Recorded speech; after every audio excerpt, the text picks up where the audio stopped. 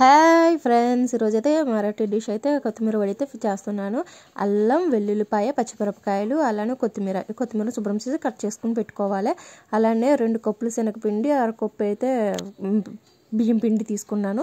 Cut చేసి పెట్టుకున్న కొత్తిమీర, తెల్ల నువ్వులు అయితే కంపల్సరీ వేసుకోవాలి.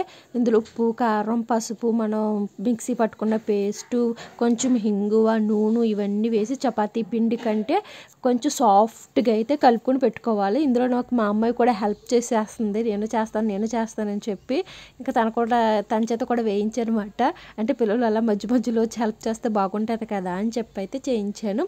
ఈ విధంగా చపాతీ పిండిలాగా అయితే కలుపుకొని పెట్టుకున్న తర్వాత మనమైతే దీన్ని స్టీమ్ చేయించాలండి. ఇడ్లీ పిండి మనం ఏమైతే స్టీమ్ చేస్తామో అలాగా ఇలా సాఫ్ట్గా అయితే ఉండాలి. ఇప్పుడు ఒకవేళ మీకు చేతికి అంటుకుంటుంది అనుకుంటే మాత్రం చేతికి అప్లై చేసుకుని ఆయిల్ ఇలా రౌండ్గా చేసుకోవాలి. మీకు షేప్ ఏదన్నా చేసుకోవచ్చు. నేనైతే ఇలా రౌండ్గా చేస్తున్నాను.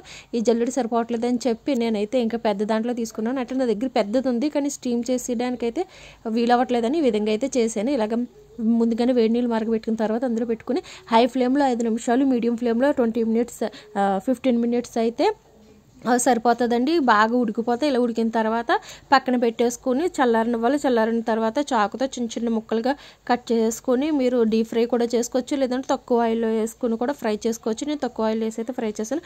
టేస్ట్ అయితే చాలా బాగుంది. ఒకసారి మీరు కూడా ట్రై చేయండి. మరాఠీ డిష్ టేస్ట్ అయితే బాగుంటుంది. ఎక్కువగా కొత్తిమీర ఉన్నా కానీ వేస్ట్ అయిపోతుంది కదా, అలాంటప్పుడు ఇలా చేసి పెడితే ఈవినింగ్ స్నాక్స్లోకైనా మార్నింగ్ బ్రేక్ఫాస్ట్లోకైనా కానీ బాగుంటుంది. ఫ్రెండ్స్, నా వీడియో నచ్చిందా అయితే నా ఛానల్ని సబ్స్క్రైబ్ చేయండి, సపోర్ట్ చేయండి. మీరు నా ఛానల్ సబ్స్క్రైబ్ చేస్తే మాత్రం నాకు సపోర్ట్ చేసినట్టు ఉంటుంది, అలాగే ఎంకరేజ్ చేసినట్టు ఉంటుంది.